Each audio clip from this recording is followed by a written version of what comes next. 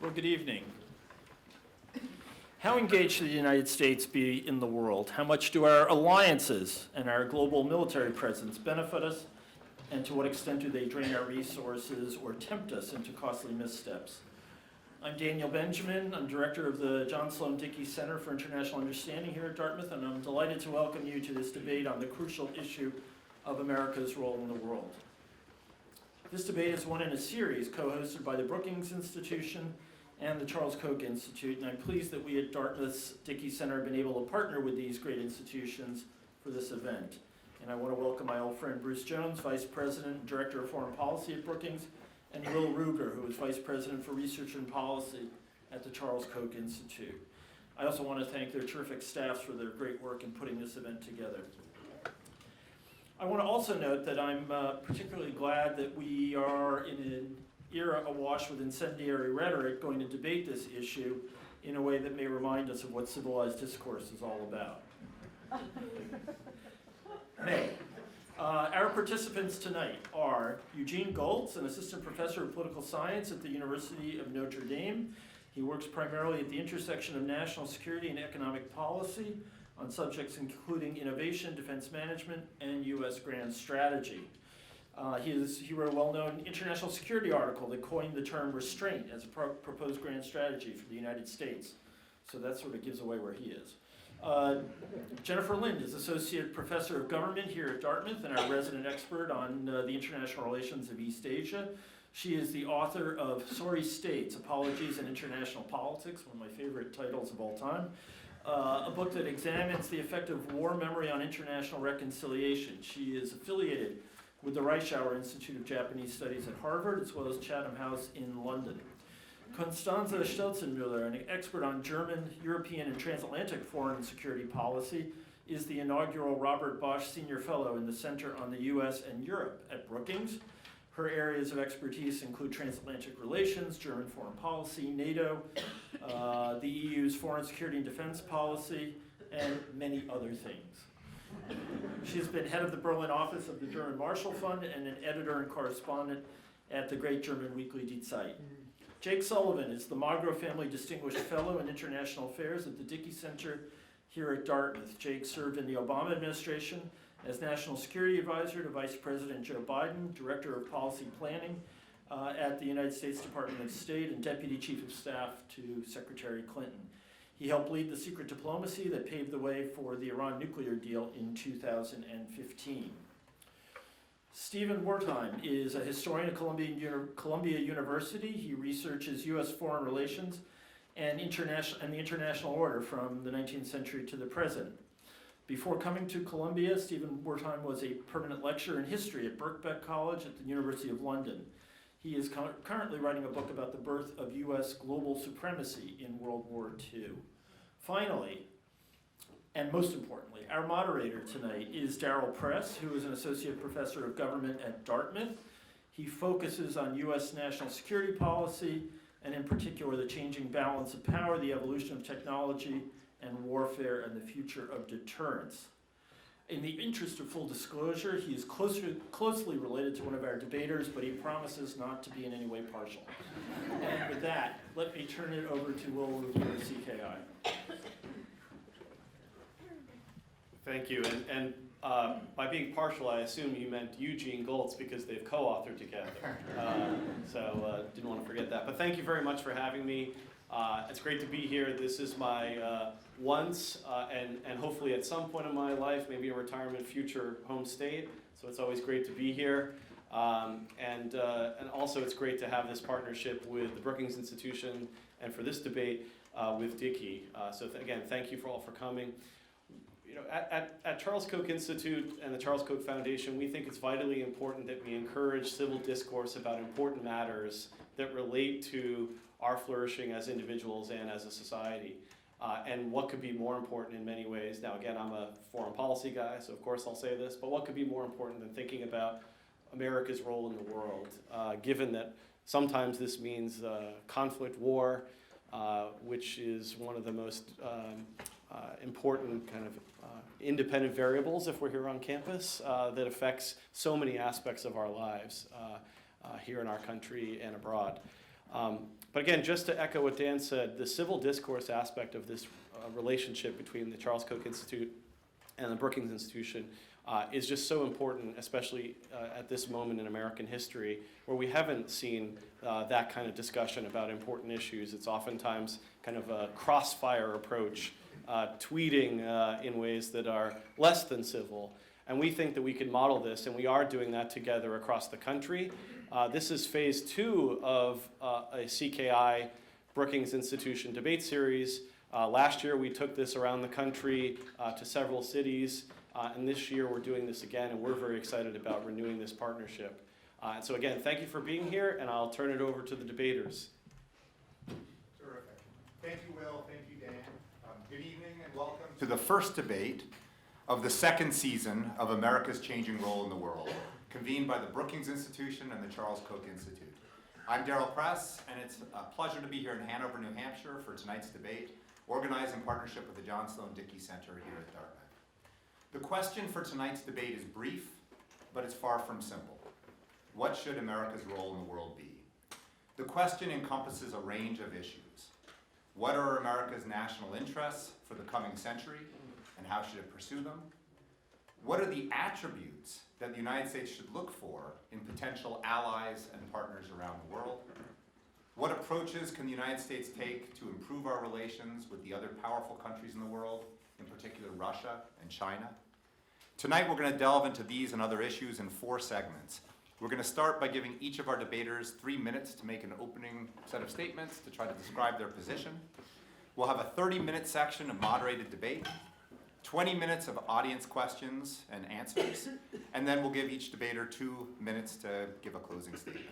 To keep the conversation moving along, our debaters have been asked to limit their interventions to 90 seconds, but I strongly encourage them to interact with each other. So I'll direct a question to one of you. I might invite a second of you to interact and to engage as well. But all of you, please, jump in, argue with each other, try to point out areas of agreement and disagreement.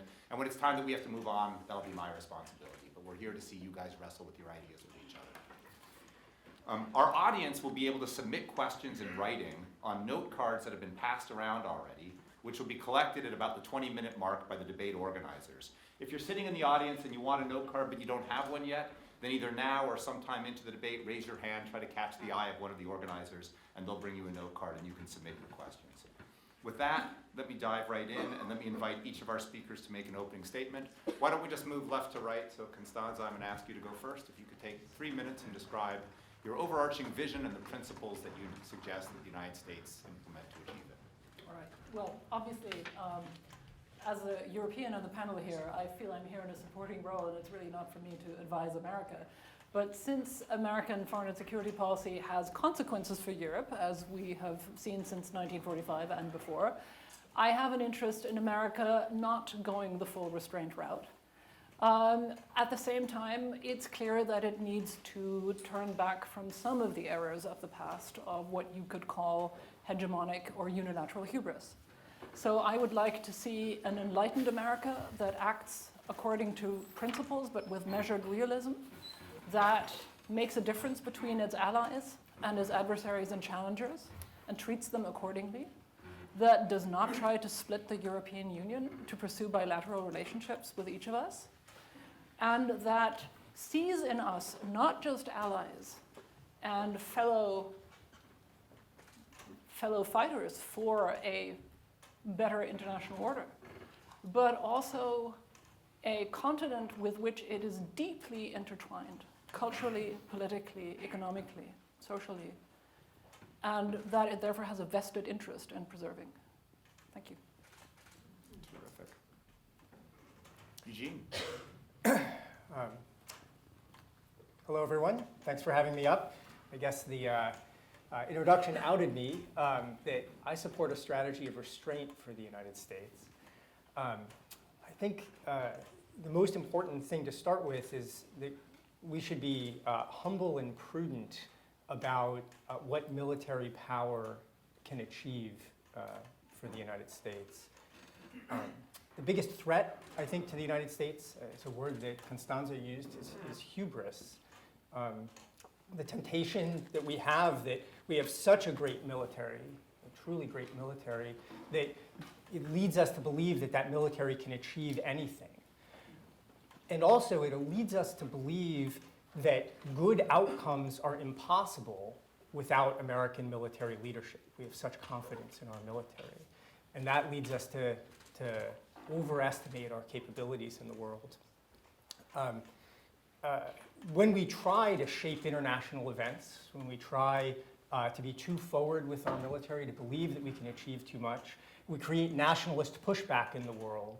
And when we're scared of other countries and feel we should engage them primarily militarily, that leads to the self-fulfilling prophecy of other countries viewing us as hostile, and it creates the tension that we were worried about when we initially engaged with them.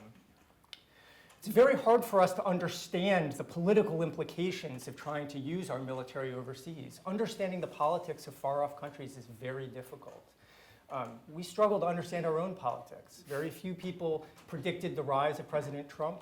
We have tremendous diversity of views among people who wish to challenge President Trump about what's the right strategy for how to challenge him.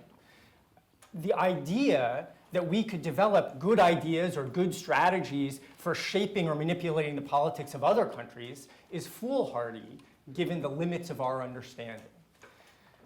Fortunately, many of the tensions of the world are far away from the United States. We spend tremendous resources building aircraft carriers, long-range bombers, and all the rest so that we can reach out to other countries and try to influence their events. Our challenge strategically should be to have other countries pay the cost, if they should choose to challenge us in the future, of paying the cost that it would take them to come and challenge us, instead of us going to challenge them.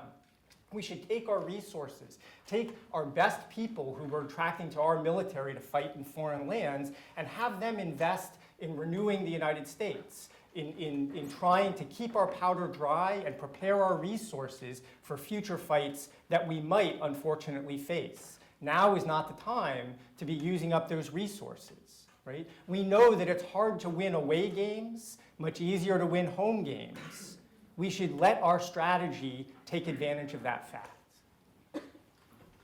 Thank you. Jake. Thank you. I'm going to stand up, not because it's a power move, because it's just slightly awkward to sit on these stools. So when I get the chance to stand, I'm going to stand. We're probably going to be falling off. Yeah, and I invite my fellow panelists to do the same. So I'm going to start by saying I completely agree with Eugene that the United States should curb the extent to which it's using its military to solve problems around the world. I don't think you're going to hear anyone up here make the case that the Iraq War was a good idea, or that we have not had a severe imbalance in our military tools versus our diplomatic, economic, and soft power tools.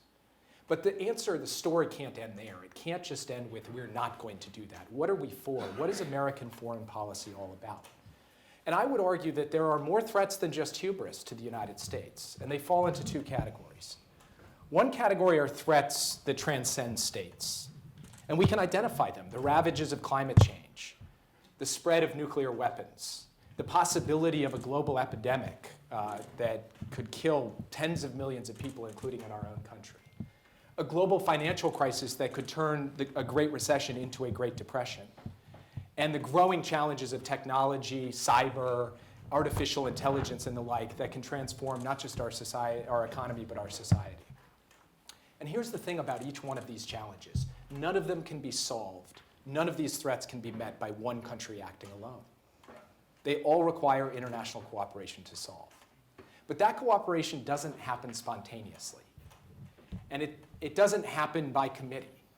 It happens when a leader comes along who tries to galvanize and mobilize countries to pull together to solve these challenges. And I believe that the United States has a key role to play in doing exactly that, to mobilizing collective action to solve these shared threats. And I would further submit to you that that is going to have to look different for the next 50 years than it did for the last 50 years. But we're already moving in that direction. We had something called the Kyoto Protocol, which the United States was out of, and which was a sort of formal top-down institution. Then the Obama administration helped drive and achieve the Paris Climate Agreement, which the Trump administration has pulled out of, but it's fundamentally the right idea, built on American diplomacy and American leadership. There's a second set of threats as well, And those are threats that emerge from states that do not share our values and do not wish us well. That is certainly the case of Russia, and increasingly it appears it could be the case with China too. Now, I do not support a new Cold War with China, and there's too much of that crazy talk in Washington, D.C. right now. But I do believe that we are best off if we are confronting our competitors and adversaries with a united front of allies who are force multipliers, who, yes, do bear burdens, who do step up with us to try to shape the rules of the road going forward, to help make sure that fight never comes to our shores. And so I believe that to both deal with the threats beyond states and the threats from states, the United States needs to be active and engaged in the world, and I look forward to talking more about what that vision would look like as we get into this debate. Stephen. Well, thank you. I will remain sitting because I don't have Jake's energy. In my view, this is the moment to devise a new role for the United States in the 21st century world, a world that has liberated itself from colonial empires and moved on from the Cold War. Tragically, the United States has often not moved on. It has acted of late like an empire and inflated competitors into grand ideological enemies. It's time, I think, to reset not just our foreign policy, but also the terms of our debate. And let me suggest just 3 ways. First, I think the United States should stop fetishizing its own global military supremacy. Armed dominance has become an end in itself. President Trump has never had a strategy, but he has always wanted to build up the US military, which is already more costly than the next 7 competitors combined. And how has the so-called establishment reacted? Mostly, they've cheered this development and complained that the problem with President Trump is that he's somehow an isolationist. This situation, to me, is perverse, especially coming after several decades in which pursuing perpetual primacy hasn't produced peace, but rather plunged Americans into perpetual conflict. Primacy can create antagonisms when people face US interventions and a global military presence that includes 800 bases spanning the globe. And now, as we see other powers start to rise, the dangers of pursuing primacy are likely to rise as well. Second, by no longer coveting supremacy everywhere, the United States can actually be more constructive diplomatically. In the Middle East, for example, America can stop being a party to almost every conflict and start being a party to resolving conflicts. That means having no permanent allies and no permanent enemies, Iran included. The Iranian nuclear deal was, I think, the most constructive and courageous US effort in decades. But in retrospect, it didn't go far enough. The United States continued to cast Iran as a grave threat to itself and deepened its alliance with Iran's enemies in the Gulf. And that's how the United States came to support the Saudi-led war in Yemen. Finally, we need to appreciate that militarized foreign policy corrupts America at home. In order to justify America's global dominance, leaders from both parties constantly tell the public that foreigners want to kill Americans and subvert the world. It should be no surprise when a demagogue then turns fear of deadly foreigners into the basis of his movement. So I think we could have a 21st century foreign policy that would stop inflating enemies and fear and embrace pluralism and peace around the world and for the United States. Thank you. Hi, everyone. Thank you so much for letting me be part of this really exciting debate. This spring, my Dartmouth colleague and I, Bill Woolforth in the government department, we wrote an essay for Foreign Affairs where we talked about the need for a change in US strategy. We talked about the need for a conservative grand strategy that takes into account the big changes we've seen in the world and yet tries to preserve aspects of the international system that we value. So I want to talk about conditions today and why they necessitate such a change. So first of all, after the collapse of the Soviet Union, the US found itself in a heady power position, a tremendous power advantage relative to any others. At home, Republicans and Democrats broadly shared the view that the US should pursue a strategy of global leadership.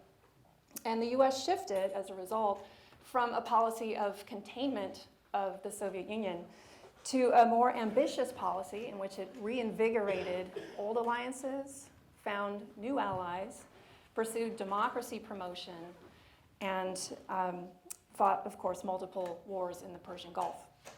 So today, however, conditions are quite different, and so it should lead us to change our strategy as a result.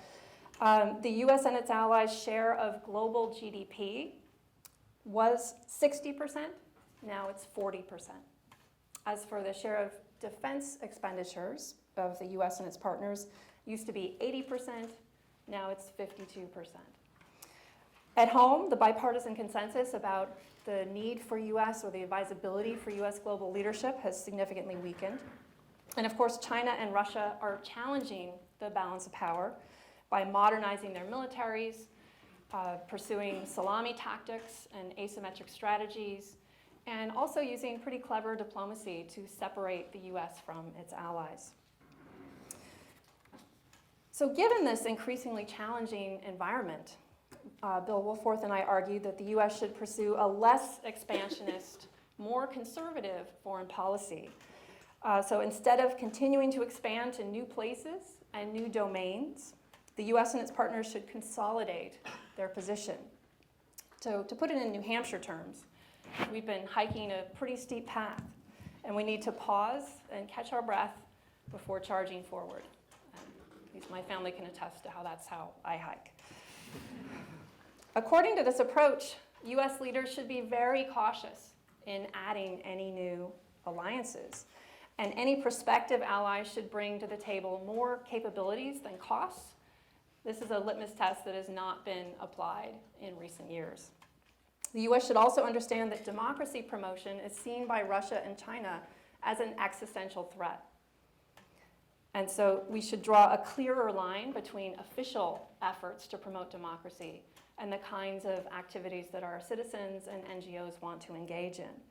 If Washington got out of the regime change business, we'd see just how much of the illiberal countries' revisionism was defensive in nature as opposed to being motivated by their ambition.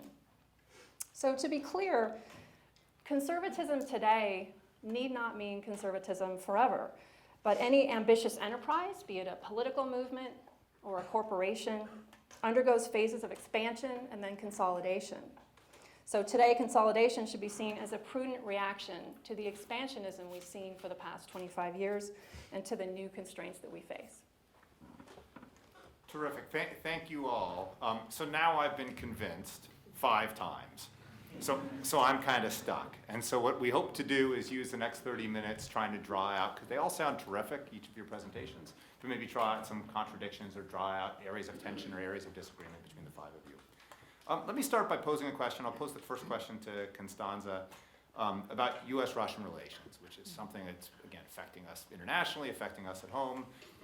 The core of the question is how did things turn so sour and what can we do? But let me kind of preface it by saying that some critics of US foreign policy argue that one important cause of the decline of US-Russian relations is the expansion of NATO and the EU toward Russia's borders. Do you think there's any truth to that claim, number one? And then most importantly, what can we do now to normalize US relations with Russia? Right, 90 seconds for this. So I have to say, there's one thing I believe in firmly, then it is that NATO expansion is not about the United States deciding to do something or telling NATO to do something, but all of us as a Western alliance respecting the right of peoples and nations to choose. And if they choose a Western path, we should honor that. And frankly, I think Europe would be a less prosperous and less safe place and less stable place if we had not expanded NATO and the EU in the 1990s and the 2000s. And I think that this case becomes more difficult the farther east we go for a variety of reasons for which 90 seconds is too short. But I think we have an interest in treating the entire Eurasian space as a single strategic space. And I believe that all of Europe will be safe and prosperous when Russia becomes a functioning democracy. And entertains the notion of joining an alliance with the West under other conditions than those proposed by Putin when he talks about a single place space between Lisbon and Vladivostok. Stephen, you've also written on things that directly bear on this, and you describe two different camps in American foreign policy. One that tends to see the frictions we face in the world as a result of too much coddling of other powers, and one of them that sees the friction being the result of too much bullying of them or too much coercion of them. So when you think about, let's say, the frictions with Russia, where do you come down on this? And also, what do you think about Constanze's answer about what's the solution to the problems with Russia? Sure. In 90 seconds. All right, sure, in 90 seconds. And I didn't answer that question. Well, I think what is happening right now, somewhat under the surface of high-level political discourse, is this kind of emerging debate that's opening up on both sides of the political aisle, in which some people are looking toward great power competition with Russia and China as the kind of new basis around which American foreign policy will be oriented, and others are trying to find a way to demilitarize in a significant way. I call these the restraint school, and Eugene and Daryl have all contributed to that school of thought. The restraint school, I think, is actually had NATO expansion at the core of its concerns in the 1990s when it developed, and it had this concern from the beginning that whatever the United States told itself about the reasons why NATO would expand, it would not be perceived so non-aggressively by Russia. And I do think that has been a factor. Objectively speaking, it's something that Vladimir Putin cites again and again as a cause for some of his aggressive actions. I don't think it excuses them either. So I think we have to be much more cautious about, it's not just that nations are choosing to join NATO, but also that when they do that, the United States is undertaking a security commitment to defend them. Let me come back to one other thing that Constanze said. She said that basically the relations with Russia will essentially be difficult until Russia democratizes. Basically, if I were Russian, what I would hear that is that American-Russian relations will be pretty difficult until there's regime change in Russia. Is that how other people on the panel see this? And if that's the case, is there any real hope to a normalized relationship between the United States and Russia with the current I would call regime? it system change. System I would call it change? system change, not regime change. System change in Russia, you mean? If you were Putin, would you think that's regime change? But does anybody else, is anybody more optimistic? I'm not more optimistic. So if someone else is more optimistic, they should go. But I'll give a pessimistic take, if I'm allowed. So first of all, I tried to lead the charge of standing up and failed, which may say something about me being the engaged person in the debate rather than the restrainer, and I'm losing that debate. Oh, no. When I was in the Obama administration, during the height of the Ukraine crisis, we made multiple quiet efforts to reach out to the Russians to see if we could produce an off-ramp from that crisis. President Obama was very interested in finding a way to de-escalate the situation.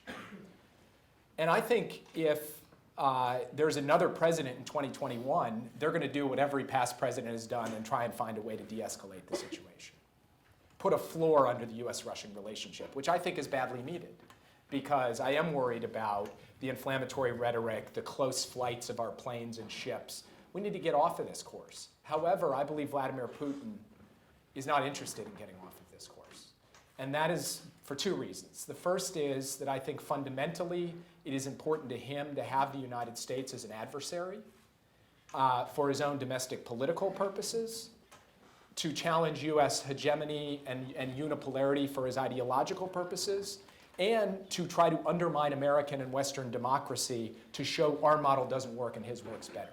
I think that's how he wakes up in the morning and goes to sleep at night. And so entreaties and efforts by the United States to say, let's find a grand bargain with Russia, I think will fall on deaf ears. That is not an argument for enmity or an argument for trying to ratchet tensions up. And that's just a clear-eyed analysis of what I think we're dealing with in Vladimir Putin. And as long as he is president, we're going to have to manage for that. And I think we should manage for that in a way that most reduces the chance for conflict. Let me try to bring you into this by broadening it a little bit. A long time ago, when the world was quite different, 15 years ago, different in important ways.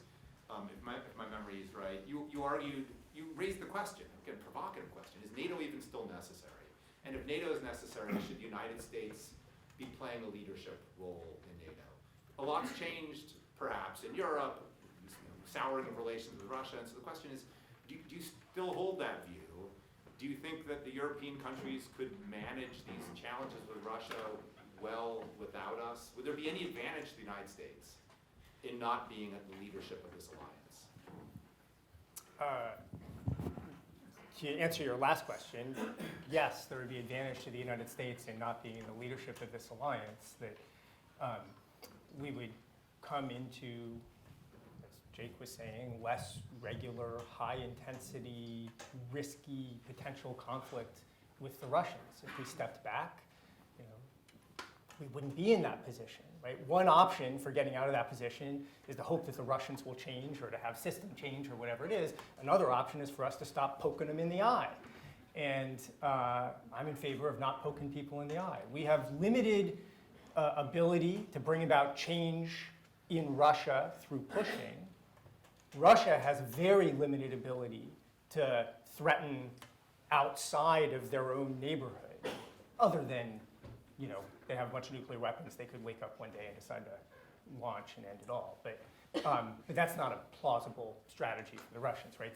They don't have an ability to push around the Europeans absent us, or to come push on the United States absent us going and putting ourselves in a position to be pushed on.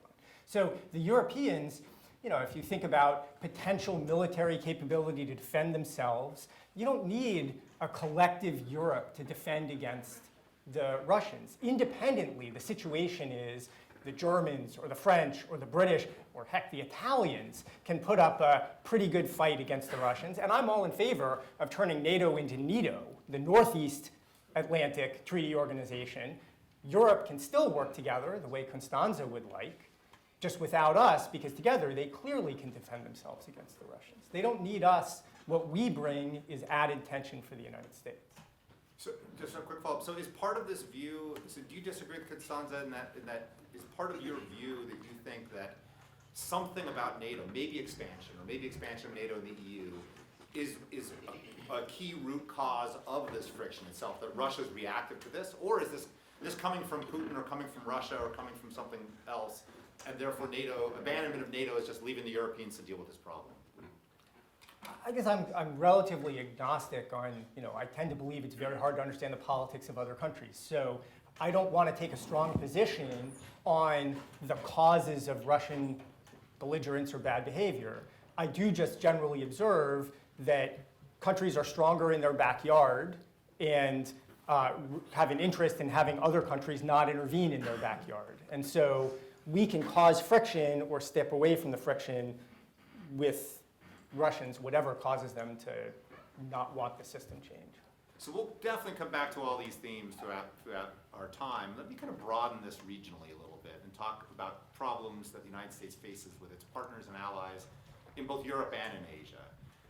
The problem of alliance burden sharing is an enduring one, and it is in both Europe and in Asia. And it seems that almost every US administration says, in very serious tones, burden sharing is a serious concern. We're working on that. We're turning a corner. The allies have promised to do terrific, wonderful new things. But where we stand today, Germany spends 1.2% of its GDP on defense. Japan spends less than 1% of GDP on defense. The United States, by contrast, spends 3.2%. So for Jake and then for Jenny, why should Americans sacrifice to defend allies who aren't willing to pay the money required to defend themselves? So the first thing I would say is that there's a kind of ahistorical quality to this conversation. It's quite theoretical. I mean, we have actually tried this strategy before of leave Europe to the Europeans and they'll sort it out, and if it comes to our shores, we'll deal with it. That got us the Second World War. And I don't mean to set up a straw man here, but fundamentally, the fact is that no country in NATO has been involved in a military conflict on the European continent since its creation, which is an extraordinary fact that we all now take for granted. They're not fighting each other, and they're not fighting Russia. So from my perspective, the benefits that the United States gets in basic stability. And I agree with Eugene, we shouldn't be poking the Russians in the eye, and I think there are ways to avoid that by having prudent, sensible policies.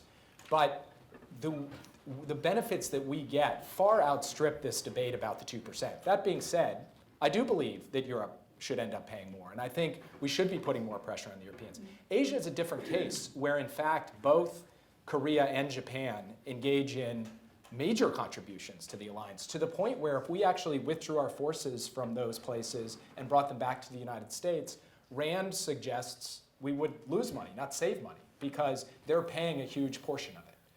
And so from my perspective, it is fair to ask for more burden sharing from our allies, but I wouldn't think of it strictly in dollars and cents terms. I would think about it in terms of the capabilities that those allies can bring to bear on new challenges, around corruption being used as a national security tool, around cybersecurity, around counterterrorism, more than thinking just hit a certain dollar figure, which I don't think really captures where the essential value of the alliance is. But let me just ask a quick follow-up, which is, if I'm just a semi-informed observer and I see the major European countries spending so little on their defense, I think there's only two things I could draw from that. And one is that they simply disagree with you and Constance, and they feel fundamentally safe.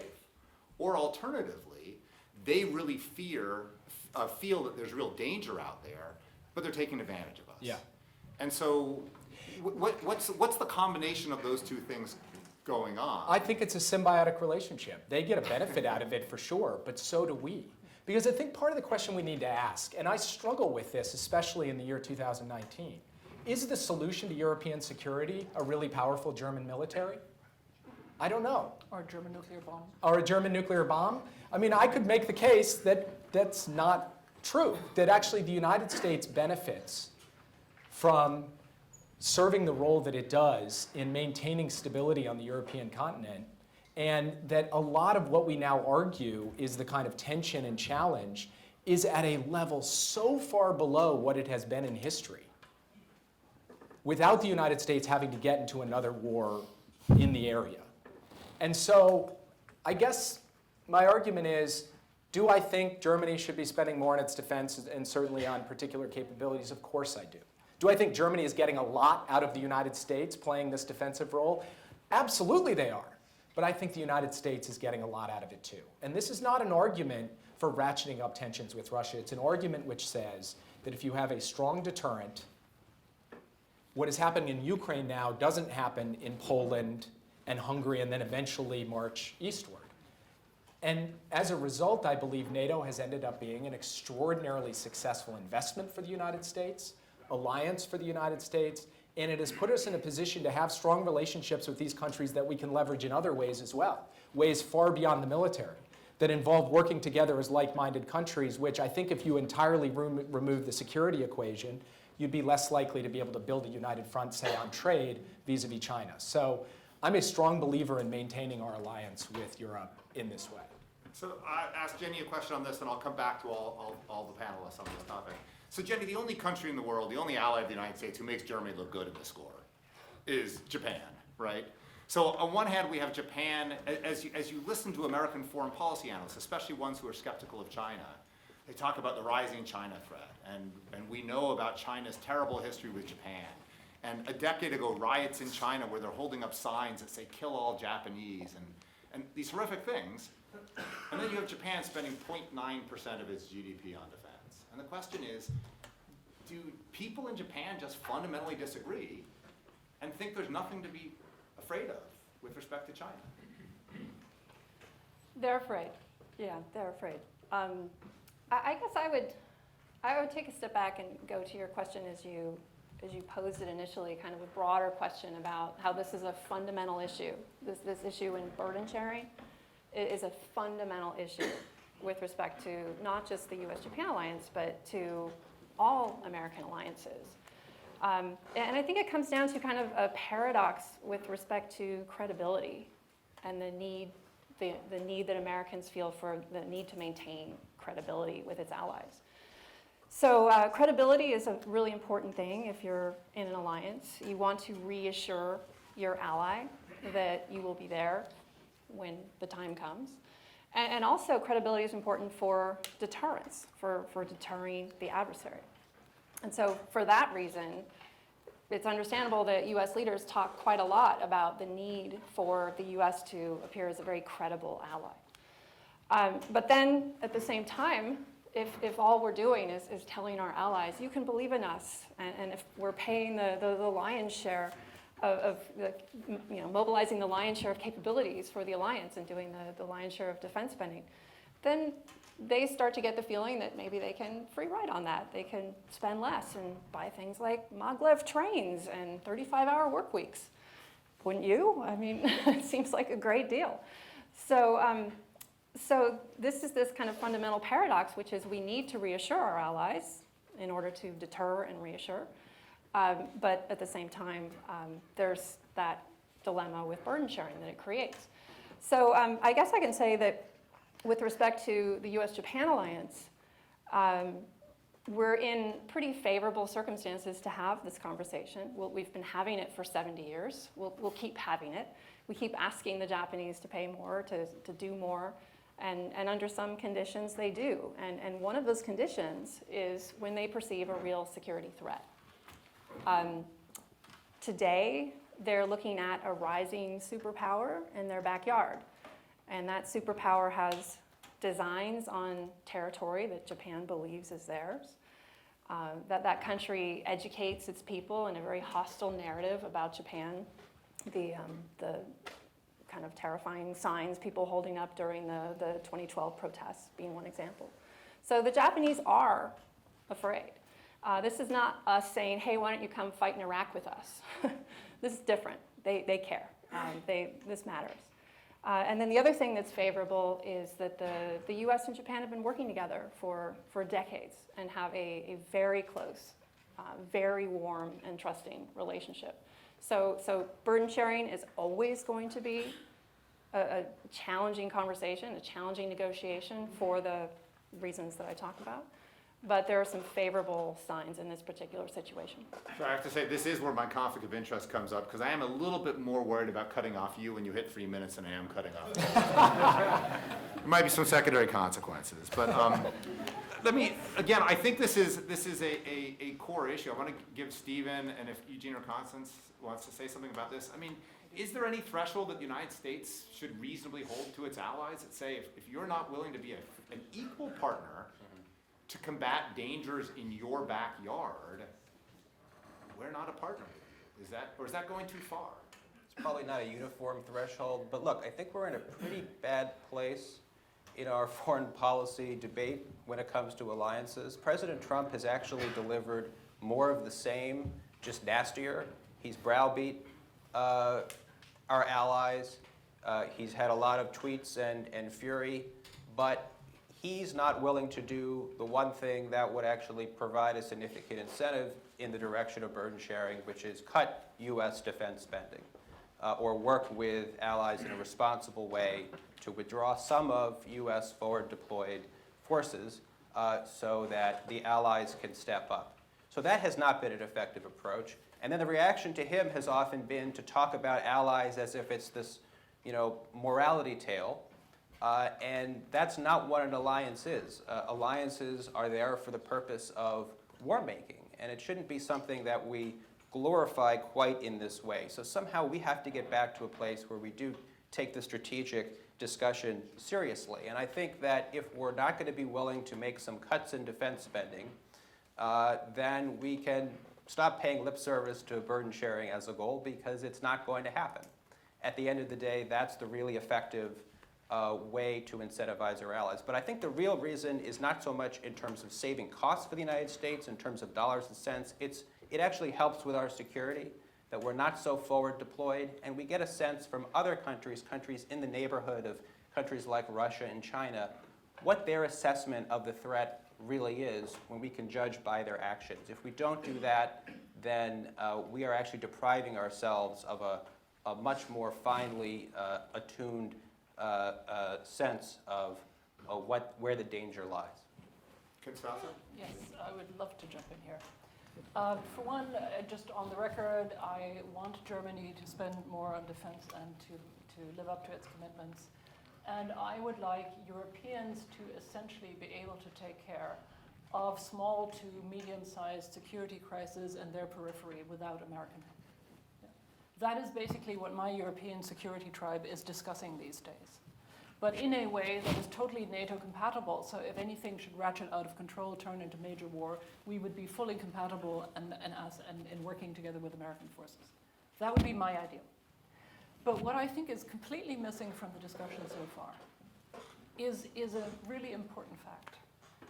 It's important for us Europeans, it's also important for you in Europe, which is that you are economically interdependent with us in Europe in ways that I think do not factor into this discussion at all and into much of the security debate that I'm witnessing in Washington and that I think the Trump administration gets badly wrong.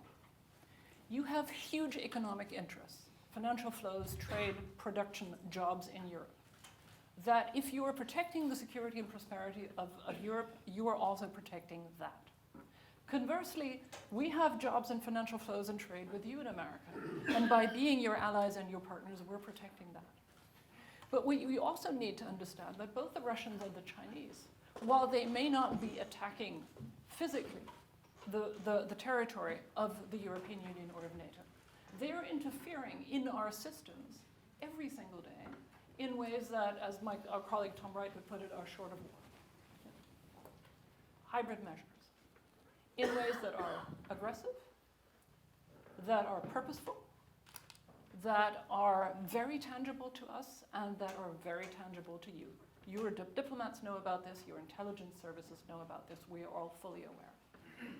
And in other words, our interdependence is being weaponized against us by these powers. China and Russia are now European powers. And you have an interest in deciding the outcome of that fight. So while I think we need to focus, I'm a liberal hawk, I'm even an interventionist, and to a certain degree, we need military preparedness and deterrence. There is a huge aspect of this, which is about the resilience of our societies, our economies, our political systems, for which we aren't spending the time that we need to prepare, to deter, to defend, on our own and with you. And that is what we ought to be talking about more. So Eugene, I want to switch us over and talk a little bit about China, but I want to give you 30 seconds if you want it, or do you want us to just move on? I was going to come to you as the second person after Jenny on China. So which would you prefer?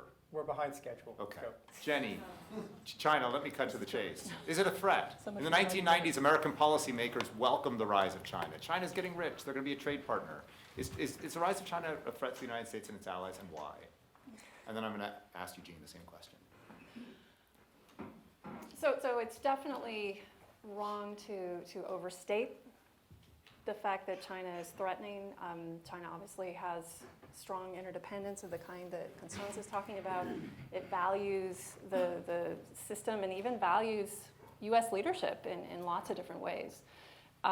So it's not this kind of Soviet-esque spoiler, right? It's different. It's in many ways inside the system and cooperating in the system in some ways and benefits from the system. So I think that's a really important thing to understand. I mean, we benefit in so many ways from a wealthy, prosperous, engaged China, and from the talents and leadership of the Chinese people. I mean, this is just a really good thing for the world. For those, though, who say that this is, in the early 1990s, that was the mantra, that China benefits, China respects the system, and all that. And I think what we've seen, though, is that it's become pretty clear over the last decade or so that China has very different interests and very different goals from the U.S. and its liberal partners. So for example, you can talk about the balance of power. So the U.S.-led or the current international order, or however you want to call it, rests on a certain balance of power.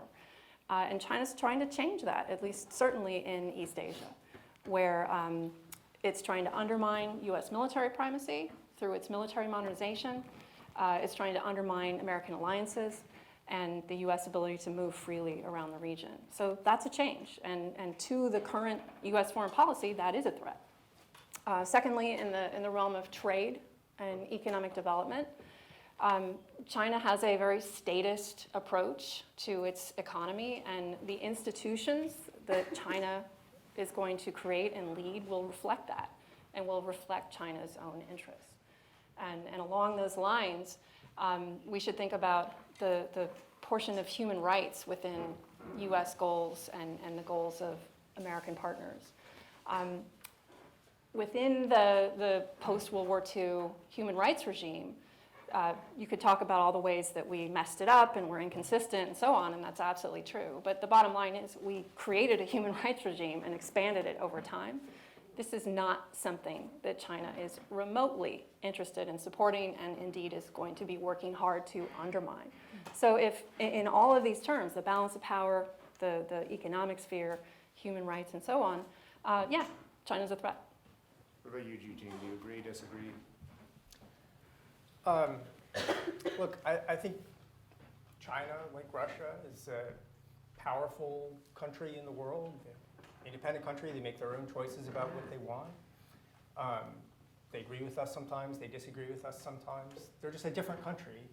Do they threaten us? Not in a meaningful way. They compete with us in trade. They offer us wonderful consumption opportunities. We buy lots of products from China. They lend us money sometimes when we want to borrow. They have positive relations with the United States in a lot of ways. Their military has gotten much better at brushing the United States back from their coast.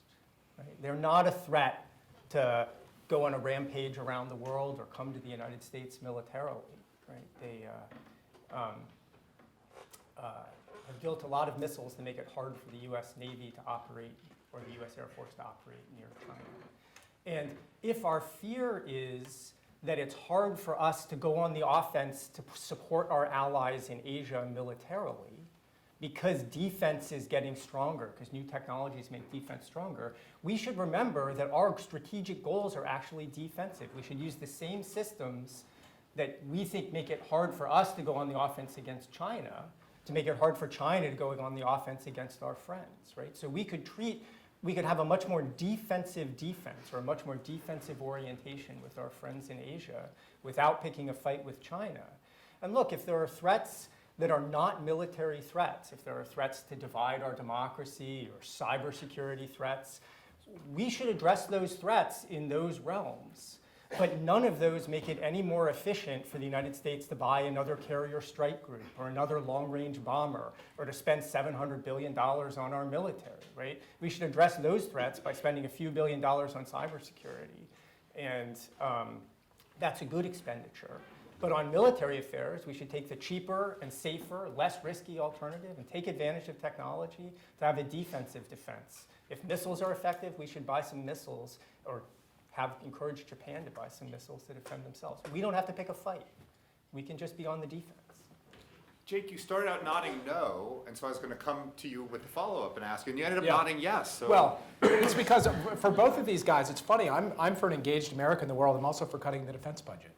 I do think spending $750 billion a year, where we added $50 billion last year, which over 10 years is $500 billion, which would pay for free college plus a lot of other things, is extraordinary. We should not do that. But I believe that there's nothing inconsistent with cutting the defense budget and maintaining forward deployment.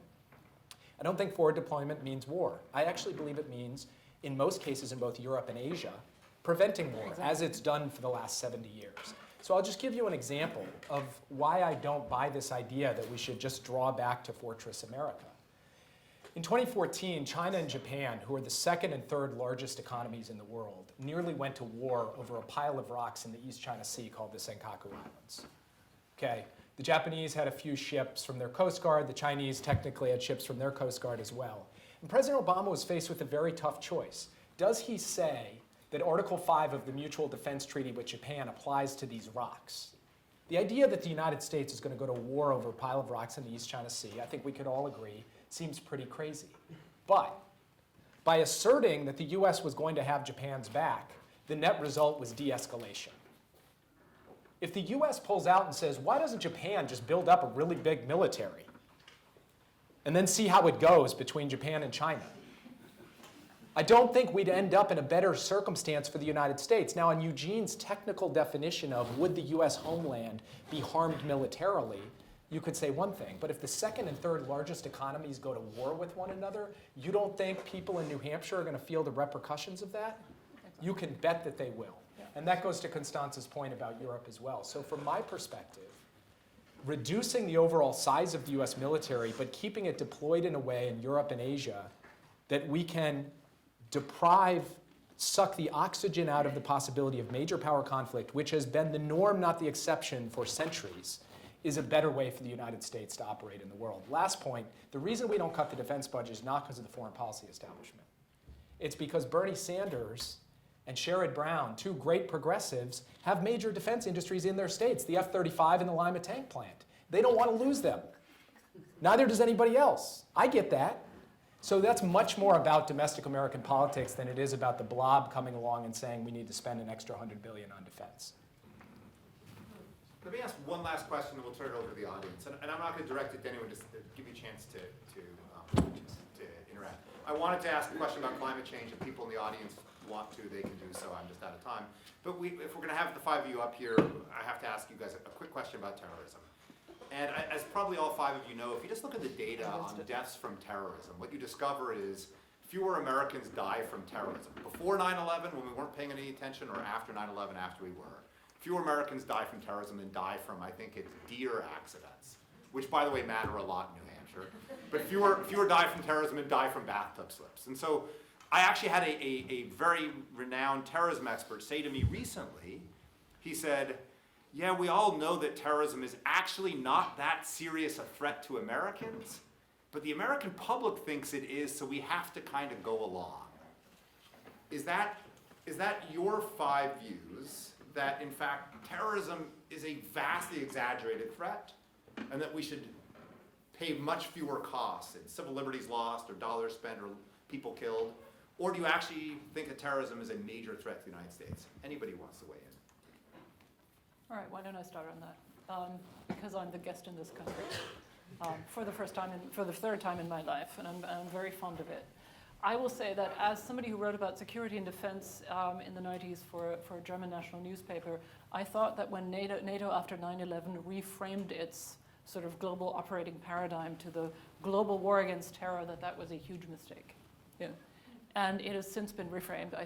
I frankly think that this reframing towards great power competition is accurate and reflects the reality of our lives. But I will say that the thing you might mention in this context is domestic terrorism. My country had domestic terrorism all through the 70s and the 80s, which was a fairly small group of people, but which managed to set German social peace, put German social peace in doubt in a way that was truly terrifying. I lived through that. I'm a Foreign Service child. One of my father's colleagues was killed in 1986. And you here have people shooting up mosques and synagogues, which I find truly, truly shocking, having lived in this country as a child and gone to graduate school there. How is this possible? How is it possible that a country that believes that the right to freedom of religion ought to be cherished as one of the foundational principles of American life is challenged in this way publicly? That, I think, is one of the key challenges, and not Islamic terrorism abroad, even although that will remain a challenge to forward-based militaries. Just a very brief point on this. President Obama frequently would talk publicly about trying to deflate the threat of terrorism. He famously said you were more likely to die in a bathtub than die from a terrorist attack, and he paid a grievous political price for it. And I think the question isn't quite right to say, do you just have to go along with the public? I think an elected official has to ask the public their appetite for risk. And what the American public has sent back on the appetite for risk is we have zero tolerance. We have zero tolerance. And that requires us to build this massive counterterrorism industrial complex that has totally warped US foreign policy.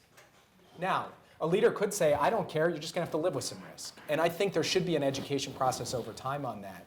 But I do feel that, in part, elections are about people saying what's their level of risk tolerance, and the American people have demonstrated a very low level.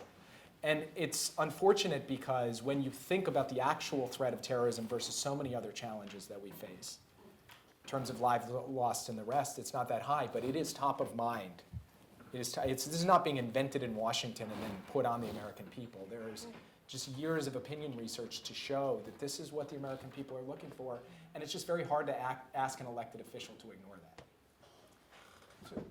So the topic of the debate is America's role in the world, and we can all agree that it sounds like the American people have an exaggerated feel of terrorism, but they're entitled to their fear of terrorism, and we should do something about it. I think that's okay. I think we do, but and we could differ about the tactics of it one way or another. I might care more about civil liberties than most, but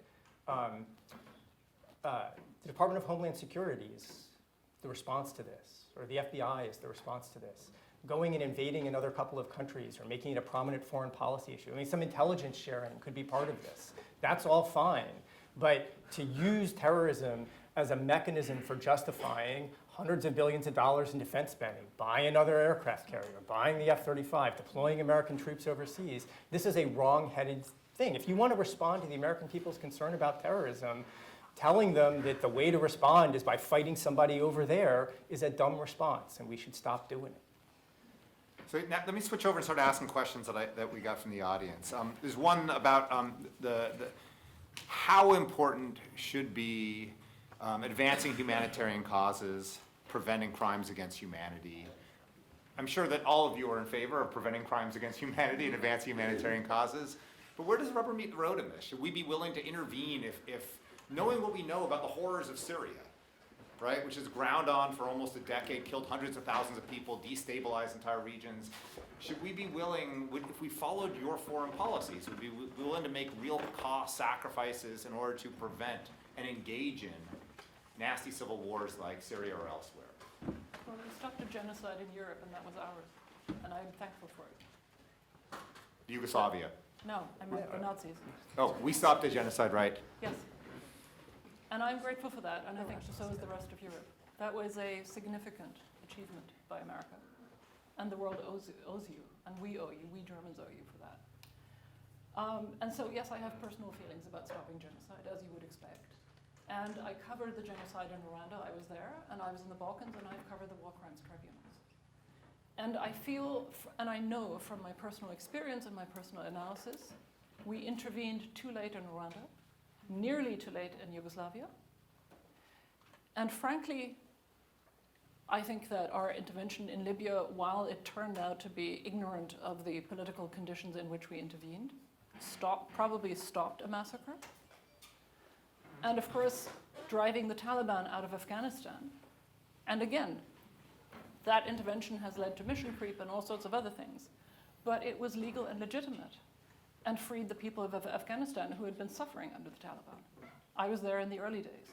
So yes, I think that under certain conditions, military intervention can be legal, can be legitimate, can be desirable, but we need to be extremely prudent and extremely careful about the way we prosecute it and about the way we continue it and about thinking how we leave it. Other people? So I'll briefly say about restraint. I think genocides are awful. We should be opposed to them. We should be willing to pay some cost to stop genocide. I think there's a problem that you face with manipulation when you don't understand the situation very well, the problem you face with making conflicts worse sometimes. You have to be cautious about intervening in conflicts overseas. But if you were serious about wanting to prevent genocides, I think you should support a strategy of restraint in the sense that if we have limited attention and limited appetite and limited investments to make in national security affairs, in intelligence, why didn't we intervene in Rwanda? We didn't understand in time what was happening, and we blamed it. We misidentified the problem in Rwanda, And it was partly because there was one guy in the DIA who was covering multiple countries in Africa at the time. And we didn't have people on the ground diplomatically because we didn't invest adequately in kind of monitoring or looking for the kind of intelligence that you would collect if that was the threat you were worried about. We were focused on mistaken strategic threats. We were focused on harassing Iraq at the time. We were focused on a mistaken legacy, a misunderstanding of the analogy between Somalia and Rwanda. So if instead of what we currently invest huge amounts of money and attention on in terms of tactical intelligence on terrorists in the Middle East that are not interested in attacking the United States but are interested in local troubles in the Middle East, or an overinvestment in intelligence in Russia or China or wherever it is, if we wanted to monitor and understand potential genocides around the world for the very rare occasions when there was a serious need to intervene for potential genocide, you would want to cut back on the investment we're making in intelligence over here and actually pay attention to intelligence over there, which would allow us to make judgments about situations like Rwanda. Stephen, you put your hand up. Yeah, I would never close the door to humanitarian intervention. I think if something as horrific as, say, the Rwandan genocide is happening and the United States could realistically intervene to stop that and actually do good and save a lot of lives in the end, that is always something to consider. However, I have to say that after studying this issue for a little while, I find the instances in which that threshold that I've just described would actually be met to be very few. There are very few examples of humanitarian interventions where we can confidently say that we've actually done good. And if you look at the way humanitarian interventionists like Samantha Power have written about the cause of humanitarian intervention, the animating impulse is often to do something to stop evil and not so much to do good. And the use of military force is a very blunt instrument to actually try to save people's lives. So I think what I conclude from this is that we need to appreciate, yes, humanitarianism, human rights, democracy for that matter. These are all important values, but when we try to promote these values in a way that contradicts the value of peace and conflict resolution, almost always the outcomes aren't good. So we need to put more weight on peace as an important American value as well.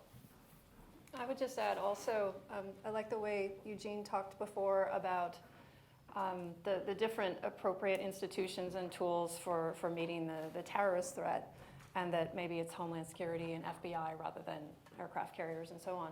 So for humanitarian intervention, we can also ask ourselves, are we using the right lens? Are the appropriate tools really these military interventions, which as Stephen noted, are a very blunt instrument that have very difficult logistical and ethical and all sorts of problems. So we shouldn't close them off, obviously, like everybody's saying.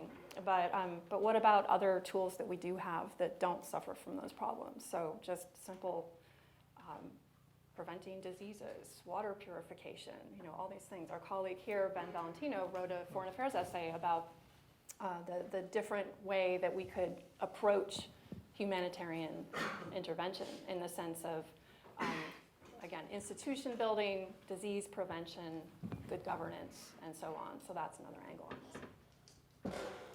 Let me ask you guys one last question, and then I think we're out of time, shockingly, which is, say again? 5 minutes, but they're going to want to talk about this. Which is, so Constanze raised before, said, we're talking about these, political partnerships and military alliances, but this is all in the context of both societal connections and global economic connections. And oftentimes, when we talk about the global economy, it's even in this context, it's only as a constraint to conflict, which is good if it's true. But I'm guessing that there's more to what Constanze is suggesting than simply that, which is there's an argument on the table that basically says that we can't have the benefits of these deep social connections between the United States and the many countries with whom we have close connections Asia, in Europe, and increasingly in sub-Saharan Africa. We can't enjoy the close economic connections and the benefits of globalization unless we also have something akin to these alliance networks and these military relations. And the question for you is that true? Are these all deeply connected? Or can you have the benefits of economic globalization and a single world without these military ties and without these military commitments around the world? And I'm not sure if I cast what you were saying accurately, so let me just kind of give you the opportunity to begin. Thank you. And then hear from you. I think that's a really, really interesting question. And I think that there are, as long as there are hostile actors in the world, others are going to have to protect themselves. And because so many of these threats transcend boundaries, that is a rationale for forming alliances. Yeah. Because alliances are an economical way of protecting ourselves, right? And it's just not a coincidence that we would form alliances with countries with whom we share not just tangible or quantifiable interests, but also values. Yeah. And I think that is what takes the Western alliance beyond its Cold War or post-Cold War rationale. Is that this web of connectivity is so deep, and that we prize it, and that we prize the mobility of people, goods, data, and ideas. Because that is what we base much of our innovation and our ability to innovate on, our capability to find social progress. But I think the one thing that we haven't talked about here yet, and that I do want to raise, and that to me is crucial, which I think is the lesson of about the last 4 or 5 years, which is that not just the legitimacy of our foreign and security policy, but its efficacy, its effectiveness, is rooted in the legitimacy and effectiveness, and dare I say, the decency of our domestic models.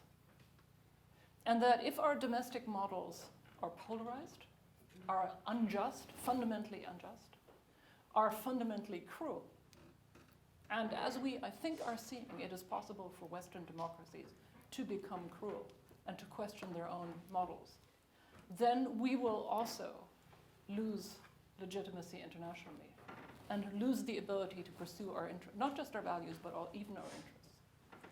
And that, to me, is a crucial point. Anybody else? Well, I agree with Constanze that trade, cultural exchange, investment, shared data, crossing borders, all of this stuff is super important. I just don't see how it requires particular military relationships between the United States and other countries. China manages to trade with lots of countries in the world without having military alliances with them. I think people want to trade with the United States because they want products that we make, we want products that they make, and there's a productive exchange between the countries. Trade actually occurs, in times of tension and in times of peace, in times of war and in times of peace. Wars are tremendously costly and awful experiences, especially for the people who choose to fight them. But world trade adjusts, it continues. It can continue under different conditions. There was trade during the Cold War when the world was tense, when the world was not so tense. I think everything that Constanze is saying about an interest in shared values and discussing those shared values is important and a good idea. It just doesn't require a particular military role for the United States in the world. And I think trade is the same way. And I think it's, it's a mistake to believe that it requires the exercise of power and the strong effort of powerful countries to bring about any equilibrium in the world. There are emergent properties, things that happen through the natural decentralized interactions of people around the world that don't require one country to pull the strings and make those things happen. And trade is one of those things, and it's great that it is. So the bad news is the buzzing on the iPad tells me that we're out of time. The good news is we do have enough time for each of you to give a 2-minute closing statement. So this is where you can eviscerate the arguments of your opponents and kind of bring everything you said to fruition. Why don't we go in the same order we did last time? Jenny had to go last time. She'll get the last word this time. So why don't I go Constanze, Eugene, Jake, Steve, Jen. Okay. I'm going to make this very simple. It seems clear to me that America is exhausted and overextended, and that its domestic peace has suffered from that. But I would immensely regret an America that withdraws from its role as a protector of international order, and that reneges on the fundamental values that it has protected abroad and that its constitutional order domestically represents. And I see both of those in question now, and that I find that heartbreaking, and I hope that stops. I think there are many good things that happen in the world. I don't think we have to be responsible for all of those things.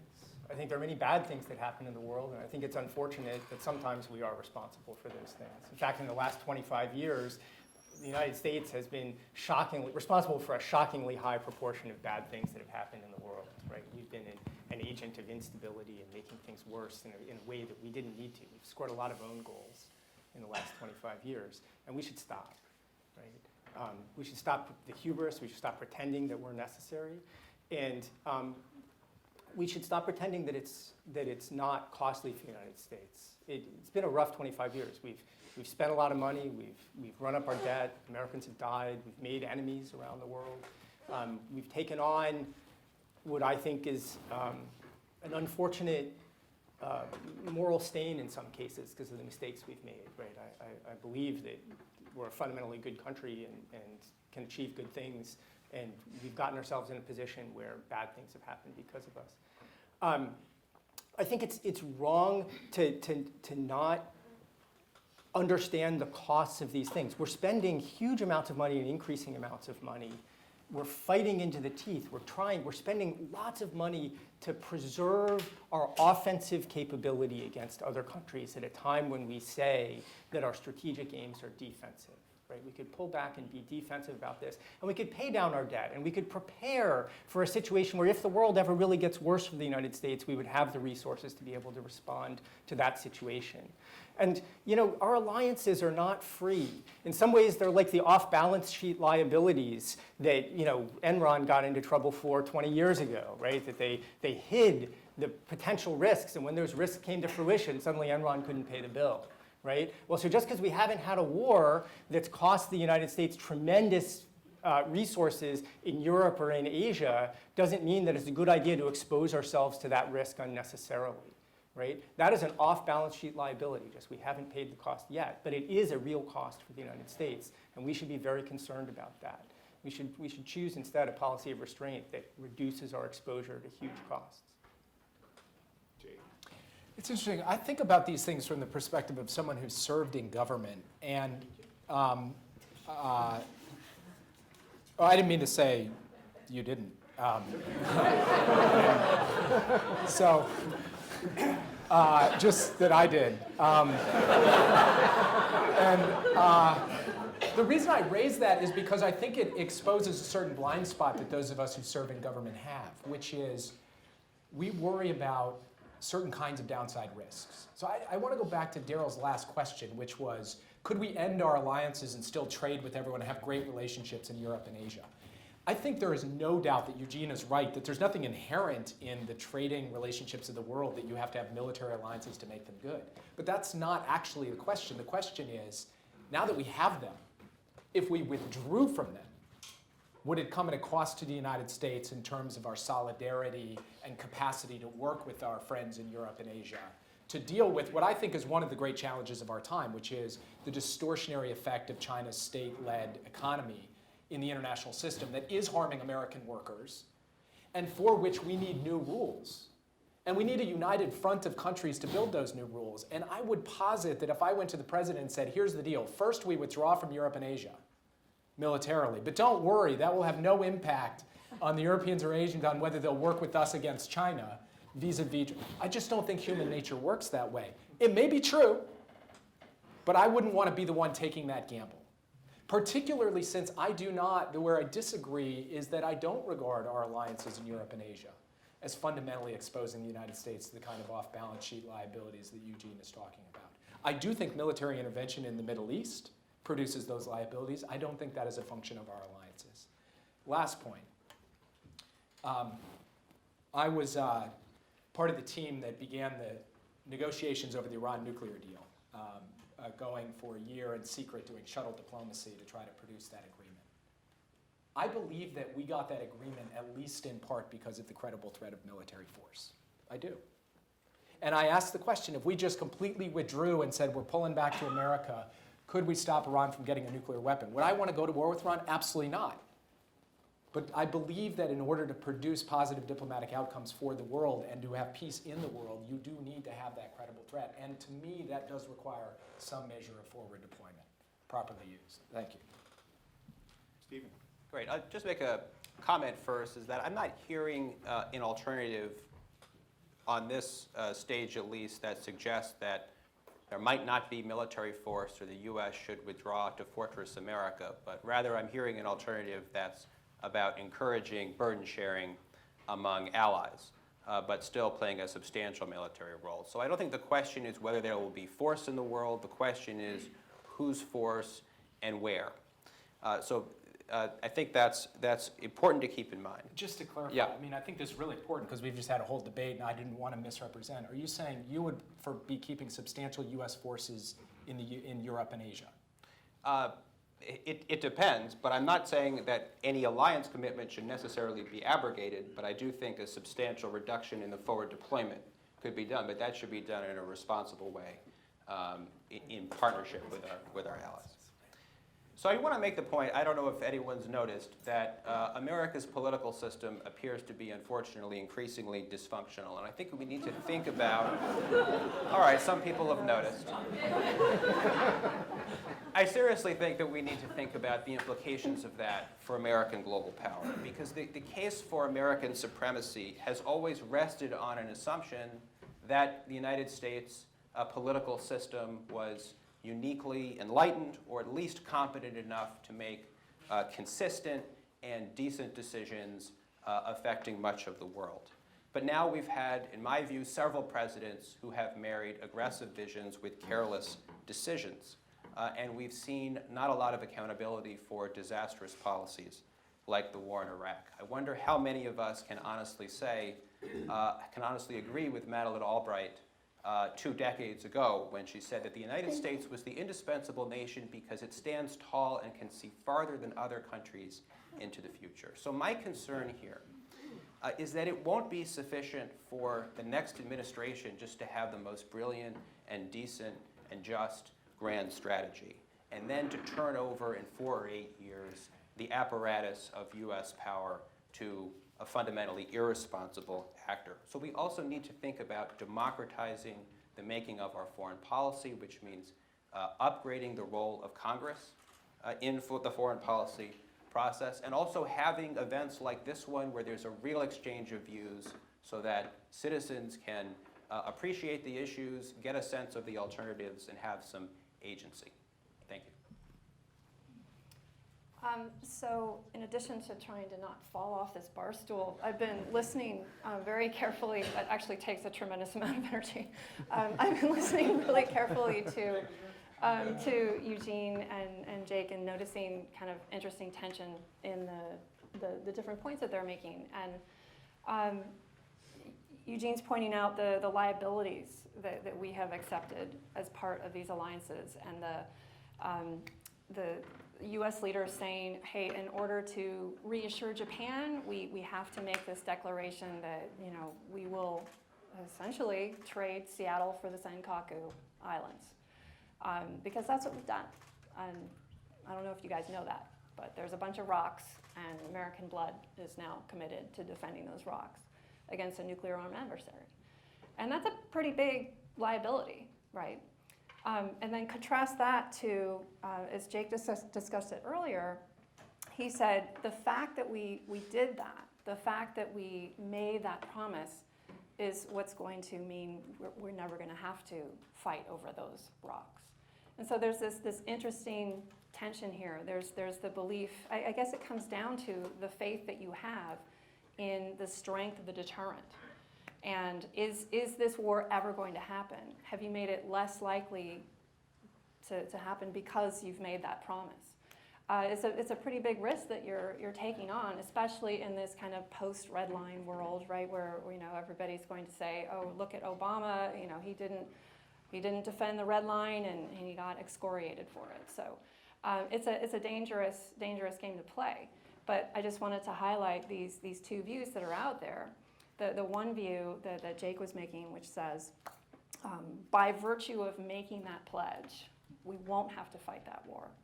And contrasting that against the very, very high level of risk that is going to be different in different circumstances, right? So maybe in this kind of weird, kind of gray area of naval scenario that we're talking about, maybe this pledge was justified and it actually doesn't lead to this huge risk of war. But maybe in other areas it might be a dangerous thing to do. But I think that's an important tension to pick up on there.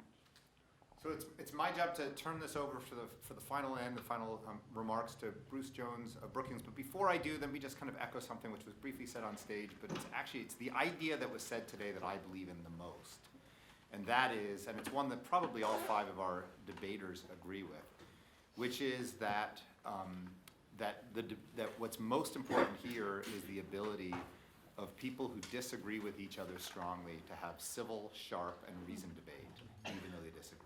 That frankly, that's the cornerstone of our society. That's the cornerstone of what academia brings to the table here in these debates. And so thank all five of you for participating in this.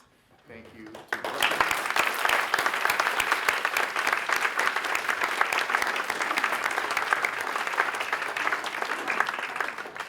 Thank you to Brookings, thank you to Charles Koch Institute, and thank you to the Dickey Center. And with that, let me turn it over to Bruce. Well, and thank you, Daryl, and to get five people who are knowledgeable, thoughtful, but used to the rough and tumble of debate to do so in a civil way also takes a great moderator, and so I appreciate, Daryl, the role that you played. But seriously, thank you to Jake, to Eugene, to Jenny, to Constanze, to Stephen. I thought it was an hour that illustrated exactly the point that Daryl just said. People can disagree, but they can do so in civil ways. And over the course of that discussion, guess what? You learn. I learned things by listening to the people I agreed with and the people I disagreed with. And the debate evolved. And I thought the contrasts were sharpened as we went. And the discourse was elevated as a consequence. I've listened to this debate over the last year, working with CKI. And it seems to me that those who are arguing for a more restrained foreign policy have, over that course of time, become more specific in the things that they're arguing for and what risks they think we're avoiding and what risks we think we're taking. And those who are in favor of a more engaged foreign policy have also become more willing to open up on what their assumptions are and to expose what costs we think we're willing to bear and why, and what we think we're gaining by taking on those costs, what risk we're avoiding by taking those costs. The debates get sharper, the debates get more specific, and as a consequence, it seems to me, voters will be confronted with more real, more specific, more honest choices about our foreign policy, and that's an extremely good thing and a real example, I think, of the role that academics and think tanks can play in trying to kind of clarify major issues that confront American democracy. So I've been delighted to be part of this, and I want to thank Will Ruger for his leadership in helping stimulate this civic debate around these critical issues for our country. Thank you to all of you.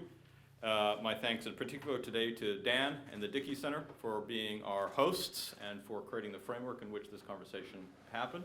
And most importantly, thank you to all of you for participating tonight. We are going to be continuing the series. Several other countries around, several other cities. We can go and have a debate in Germany about it, several other cities around the country where we'll continue this discussion. Chicago, Miami, Denver, some more to be determined. You can follow this debate online. We always write this up. The video will be posted. I hope you stay engaged with us. And thank you again, all of you, for being here tonight.